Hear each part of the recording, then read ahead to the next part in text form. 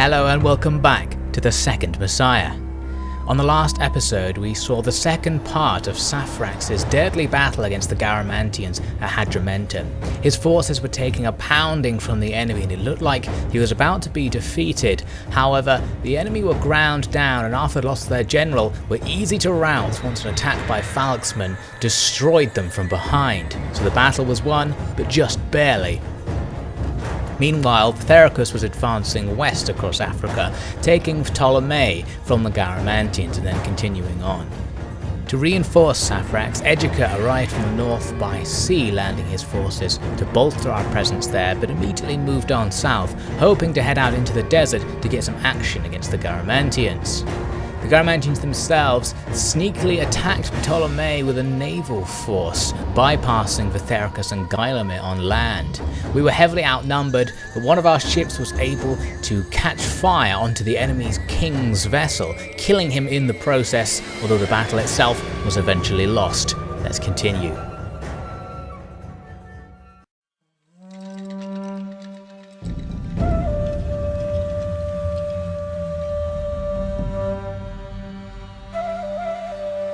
Writings on the virtues of our Messiah King Pthericus are many, widely spread and dangerously shallow in their analysis. So many have seen what our people have achieved and credited him entirely. More and more I feel that I must step in and leave a record from an uncovered perspective, the perspective of one who knew Pthericus since he was a child. No doubt he was always ambitious, always driven to achieve his goals, and in a way selfish in his dedication to reaching success by stepping on others. All of these things will be no surprise to one observing the man today, but there were other traits that will seem confusing to contemporary readers. He was an admirer of the Romans. He was carelessly rude to his family. He hated being a leader in any capacity outside of the battlefield. His goal was to bring his people peace not for their sake, but so that when he became king, he wouldn't have to engage with his duties. Now we are witness to a man rumoured to care for all living things, striving to reunite his fractured royal dynasty, and of course, providing hope for a better world for the millions he leads in prayer. Few remember how many have died trying to travel to meet him.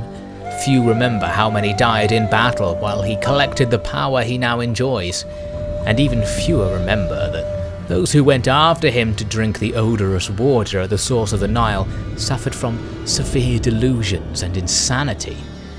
There is so much untold of his story that I think I could write several books on it, but on the other hand, I suspect my death would follow swiftly after publication.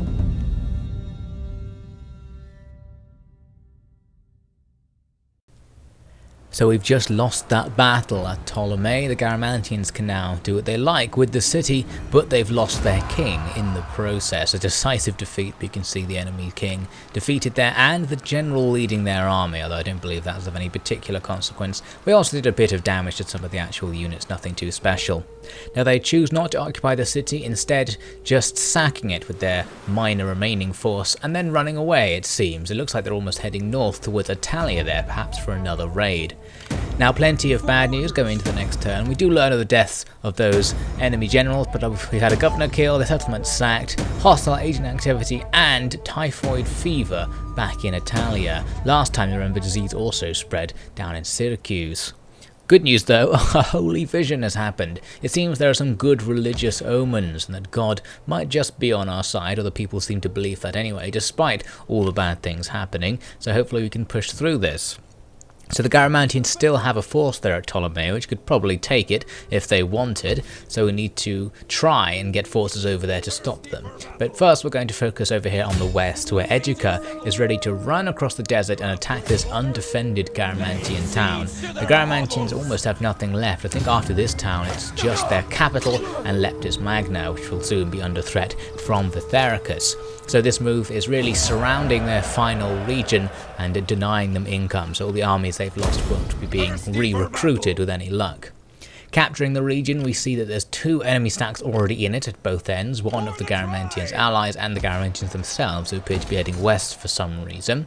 I'm going to repair up the town. It looks like Egica is under a little bit of a risk of being attacked from both sides, but there's 2 stacks, but he'll be confident to try and fight that battle if it happens, since he just saw Safrax win an even harder battle, so he's going to sit there in the town while Safrax will move back north to garrison Hadrimentum, which should prevent it from rebelling, at least for a very short period of time.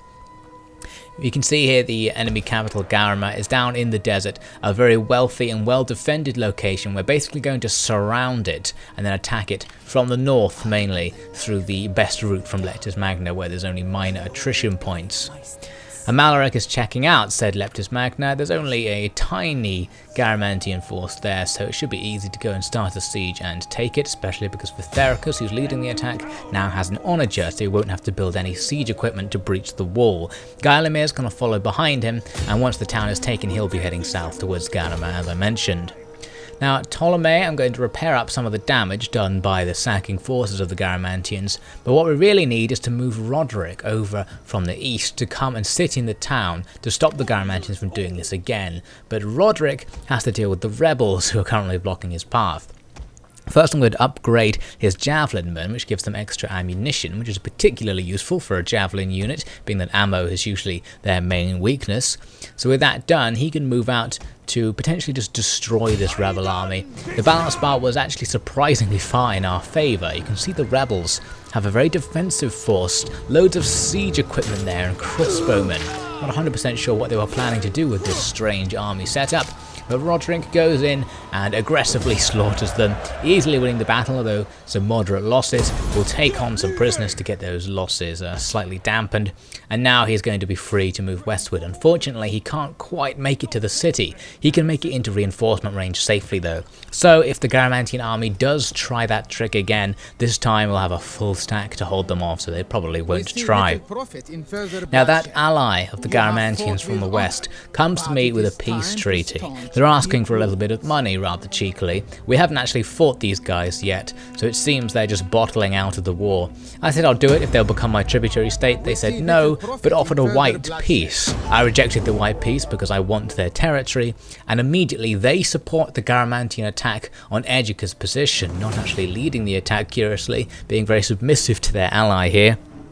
So the Garamantian army is now going to make an assault on the town, sort of as we thought, considering the town was already surrounded by enemies, so I guess Egica expected this and wanted this, and now he's going to face the consequences. It's a heavy force leading the attack, and the allied force is also pretty heavy, loads of heavy spearmen there. Egica's force has a lot of swords and falchion, a potential counter to them, but we'll have to see how well he can use them in this defensive battle. Your worship, God's work has been done by your will. The rebel leaders have been executed and their troops have been put to work on behalf of the chosen people. I will soon arrive at Ptolemais, so you can rest, assured that no trespassers shall set foot on God's land without word from the Lord or his Messiah. But I write with concern over the Nile. I had hoped to guard it from the chaotic bands of the east, but it now lies without protection.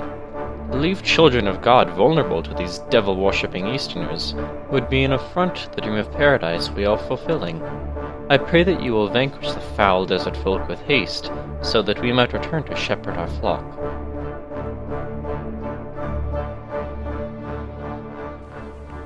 Egica prepares his men as the enemy start attacking, coming in from multiple angles. Their first army, the Garamantian one, is coming from the south in 2 groups, presumably coming up the 2 different roads towards the centre of the town, one of which used to have a tower by the looks of it, but I think Egica must have destroyed it in his attack. The other one still has a tower though, so I'm preparing my noble swordsmen to hold the enemy in front of it. Their high defense, health and armour will help hold up the enemy in front of the tower, so it does extra damage. And I've also got a similar group waiting on the east side of town, where the enemy's reinforcements are going to show up sooner or later, so they're also going to defend the area in front of a tower to maximise its firepower. Further back in the centre of the town, where we have some more choke points, I've got spearmen prepared in spear wall formations holding off the enemy, plenty of reserves and missile troops right on the inside on these little palisades able to fire down at the enemy. And right around the edge, I've got some skirmishers on a barricade, stopping the enemy from outflanking my little defensive position there. So the enemy's first army is now rushing in, attacking up all 3 of the roads on the south side, in fact. Their cavalry are able to rush right in, because of course I have nothing defending 2 of the 3. However, I've got Gothic Warband defending the back of the 3rd road's defensive position, so they are able to gun down the cavalry with a hail of javelins protecting that particular part of our formation, but overall, the enemy's army is going to be rushing into the centre of the town undeterred. Their reinforcement army at first looked like it was going to do a massive cavalry attack, but actually stopped to reform, so it's going to be a while before they join the battle. Some good news is that the enemy's commander with these heavy cavalry led the attack up into the centre of town, where of course it's going to become the first target by archers, javelinmen and slingers on the wall there who are able to damage them.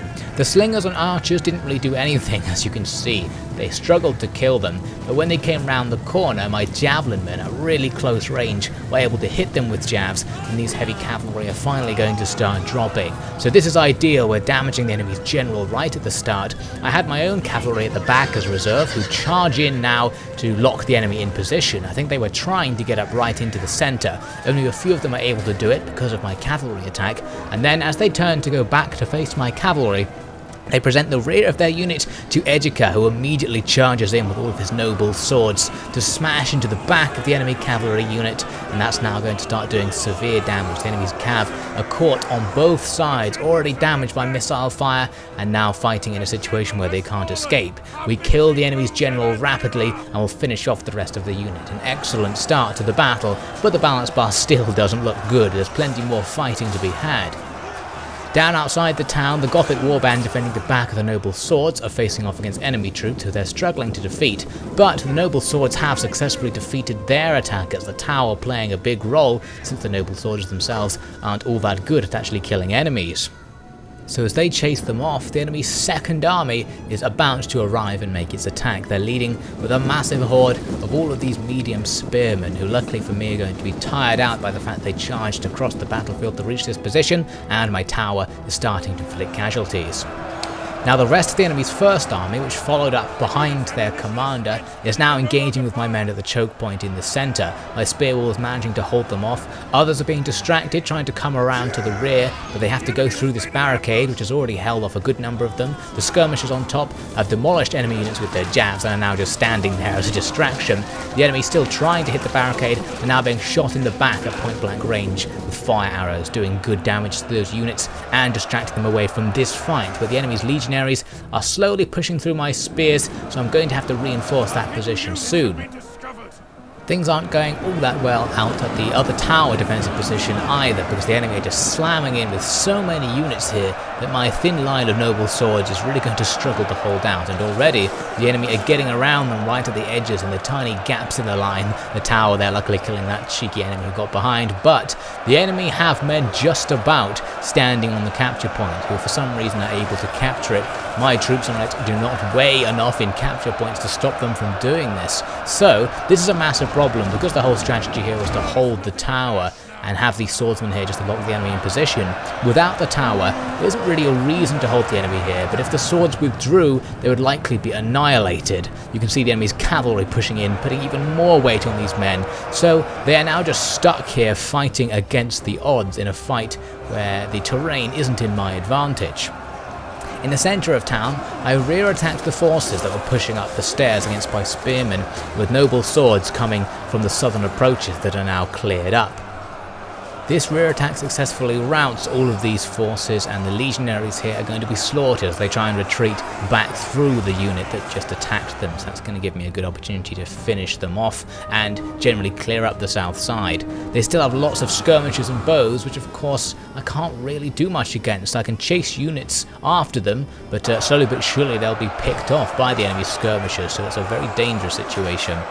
Also dangerous, of course, is the eastern approach, where the entire enemy army, now facing just 2 of my regiments, is breaking up their formation and starting to hit them from behind with camels who are sneaking through there. I've still got my reserves defending the positions, the superior defensive locations further into the town, and that reserve is now bolstered by additional troops coming from the south who aren't needed there anymore. My one unit of cavalry managed to get outside of the town and started running down some of the enemy's skirmishers. They were exhausted and the enemy had so many skirmishers that this was quite a long and drawn out process, but slowly but surely they did it, and miraculously the other skirmishing units didn't just bombard my cav whilst they were busy engaging some of the guys they've already caught and kill them, which is what I expected to happen. So we eventually got all of the skirmishers cleared up, leaving just these forces on the east to deal with, but my forces here are now beginning to break up. You can see the formation's totally gone. It's really just men fighting an individual melee. No more shield wall. The enemy completely behind me and beginning to cut through my forces. Both sides exhausted, but the enemy having a definitive advantage. In order to attempt to save this position, some of the forces that were on the south, instead of falling back to the centre, are coming around to attack the enemy's huge blob there in the back. The enemy has archers defending the back of the blob who are raining arrows. Luckily, these heavily armoured men aren't taking all that much damage from the arrows, so they're going to make it in good health to the back of the enemy's formation. Can't really say the same for the falxmen who are following behind them, though. They will be very weak against archer fire. Luckily, the archers were more focused on the heavier armoured units in front to begin with, so that went okay.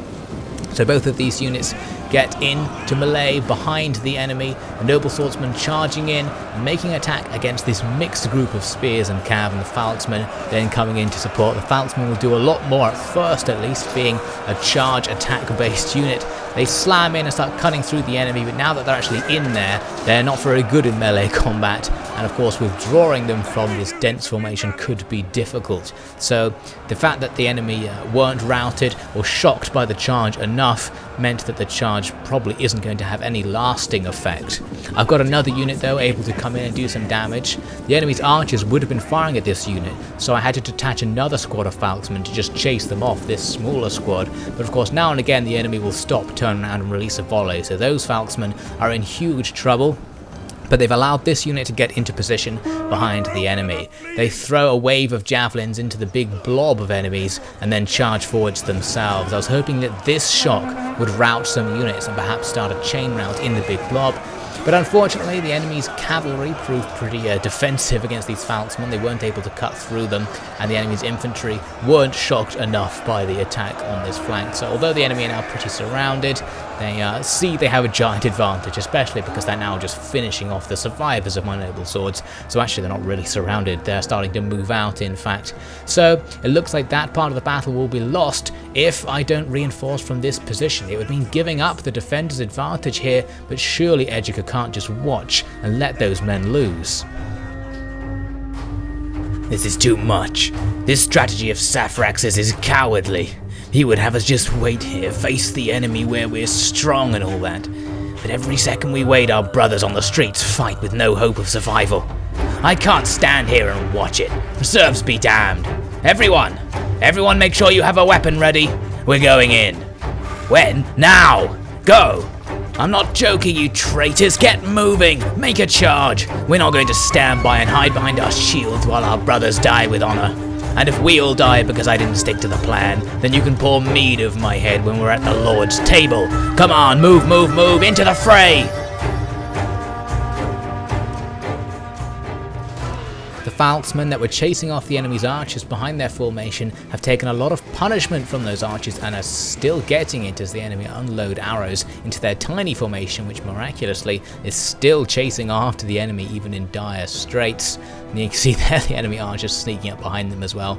They're in trouble, so are the troops fighting in the main melee, but Egica has finally decided he's going to charge these reserve forces out to go and join the battle out there, just run into that huge messy melee and see if his troops can rout the enemy, or at least save some of our own troops by allowing the enemy to divert their attention onto the newly arriving forces. He perhaps is a little bit too late because most of our men fighting have already been defeated here. They've done a good job against the enemy though. We can see enemy units now starting to rout. Their morale is slightly shaken. Some of them do charge out to face the new oncoming forces, which will delay us from getting to the main part of the melee. Some of the troops are able to get through, but actually this attack on the enemy's position, bringing our fresh troops against the enemy's exhausted ones, has an immediate effect. You can see many units are now starting to rout out of there, and actually a chain rout happens pretty fast at this point. Also miraculously, far away, my Falxmen did manage to catch up with the enemy's archers, and they're able to get some delicious revenge for the rest of their squad who've been mown down, absolutely annihilating these archers in a close melee in this forest, while the archers who are meant to be chasing them are busy being chased off by my cavalry further away. So with the enemy's main force now in chain rout, things suddenly turned from a balance bar that wasn't in our favour to one that's fully in our favour. In just a few seconds really, Egica's forces will now chase down the men who are all quite easy to attack, especially because we had troops behind them already. So we're going to do a lot of damage to them as they attempt to escape. Egica himself leading his men in slaughtering the enemy as they attempt to get away from his advancing Gothic hordes. Tiny bit later, I gave up on killing the enemy, having killed enough, and the battle ends in a close victory. Shame to only be close, we did take a good number of losses, but since we've now pretty much crushed the remaining strength of our enemies in this battle, a close victory might be all we need. Let's see just how much damage we did to them in the battle results. The first army heavily damaged, the generals gone, most of their heavy infantry gone as well. They're not going to be much of a threat. We lost only one regiment despite taking a lot of casualties among the others, so our army will replenish. The second army as well, very heavily damaged, so both armies are probably not going to be able to come back, and our army is going to be able to replenish, especially because we're in the end turn sequence, and we'll probably next time actually have enough strength to go out and defeat those armies if we need to. The Garamantians continue their annoying agent actions against me, this time going after Vitericus by the looks of things, while their forces seem to fall back from Lectis Magna and their fleets at sea just hang around too far away to help. So going through the bad news at the end of this turn, it seems that agent's trying to compromise the command of Vitericus, not 100% sure what that means, but luckily he's failed. Looks like Canabas, one of the minor nobles who I left behind in Eastern Africa to govern, is trying to defame Viturid, Vitericus' sister and the wife of Gailamir. I'm going to pay him to stop doing it. I'd rather take a more aggressive action, but it seems I don't have the choice. So here are the two armies now hanging about near Egica, both of them in terrible condition. They've got new officers, but they're not in any condition to actually attack the Sentinels of Arius here, who still have a good number of their men left thanks to the replenishment and hiring of prisoners. Roderick has now arrived at Ptolemais, so the Garamantian fleet won't be able to raid that again, and Lectis Magna is totally open for the taking by Vitericus. He's got his onager, so no need to start a siege, he can just move up. Gailamir is going to stroll over as well to reinforce, bringing an onager of his own.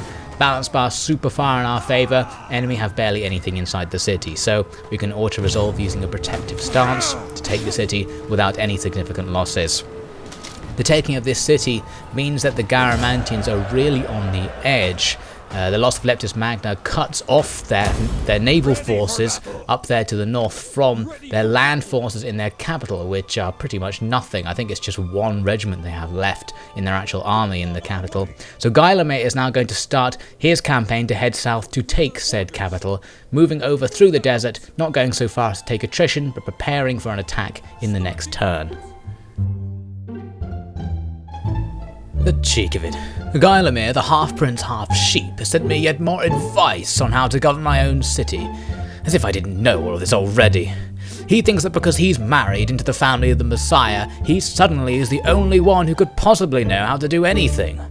Well, if that was true, he certainly wouldn't have got himself stuck living with that hag of his. What was her name?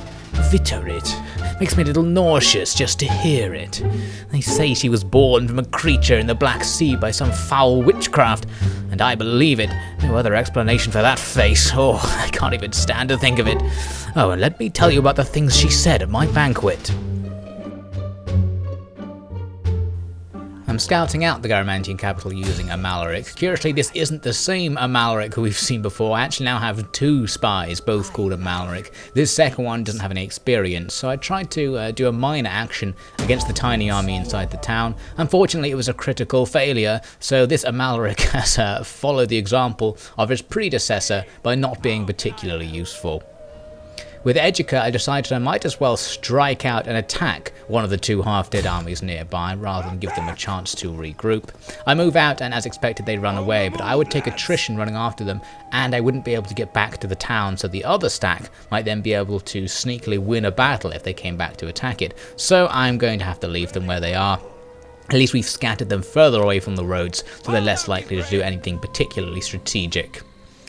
Now as we move into the next turn, the allies of the Garamantians want peace. They're even offering me money for it. Makes sense now that I've defeated their main force, but that's not really going to work for me. I offer them a tributary state deal in exchange for peace. They say no and come back with another large monetary offer. I reiterate my demands and they refuse, so the war will continue, which should be fine for me. This war is definitely in my favour. Their forces rush off out of line of sight deep into the desert, so I'm not sure what they're planning to do down there. The Garamantians continue their agent action sneakily against me. I think this time they're going after Ptolemais, yes they are. Again, they're going to try and compromise his command. It seems they've switched tactic from going after Amalric I, who is now just spying over there in the west. So after the agent's done his thing, the naval forces up north suddenly rush towards Syracuse, getting very close actually. So it seems Syracuse could be in danger of an attack by a pretty large force, which of course we can't defend against. Their other forces scatter all over the place, lots of small groups who aren't particularly threatening, so I think I might just ignore them and focus on taking their capital. The enemy have successfully compromised the command of Ptolemais apparently, so I'm not 100% sure what that means. He still has all his movement points, which is all I really need, so he's going to be able to head south and hit Garama right away. We know from the previous turn that there aren't really any forces there. In fact, last time there were 3 regiments inside it and now there's nothing, so what they did have defending their capital has abandoned it. So Ptolemais has a very easy auto-resolve once again to take this fortified city, an extremely rich city as well, a nice place to take, so we destroy the small garrison with a decisive victory and we'll move on in and occupy this territory. That's the last of the Garamantian settlements as far as I know. It's also a particularly good settlement, as I said, because it has tons of industry. The downside is that the Garamantians have been working their people very hard and it's absolutely full of squalor. We're going to have to start repairing things to make the squalor a bit better, but overall it's going to be a possible centre for disease here, even though it's going to make us a very large amount of money. So regarding that fleet up north, we do need to do something about it. There's also another small force down here to the southeast that I'm going to ignore. That was the one that was in the capital. I don't think it has the power to overcome the local garrison. Well, it might do. It would be a close call, but I'm going to ignore that one for now and assume it can't do much. There's a rebel army in Hadrumetum, near Hadrumetum, that probably isn't going to be a threat. I'll let it build up to improve public order, and then Saphrax can deal with those guys. And I'm also going to move a newly recruited champion to move over towards Roderick, where he'll be able to train Roderick's troops, so he'll have a nice powerful army in reserve there. So at Syracuse, the disease-infested town, I'm going to recruit a new general. I ended up deciding to recruit Eutharic, the man named after our former Roman commander, and just recruit a bunch of mercenaries. There aren't that many mercenaries available, but I can get a sizable force, not as big as the Garamantian invading one, but when combined with the garrison, all of these guys may just be able to hold off the enemy's landing force, especially if they come in by sea, so their troops have seasickness and low morale. So we'll see how Eutharic and his tiny mercenary army holds off against the enemy if they choose to attack, and whether we can consolidate our strength in Central Africa next time.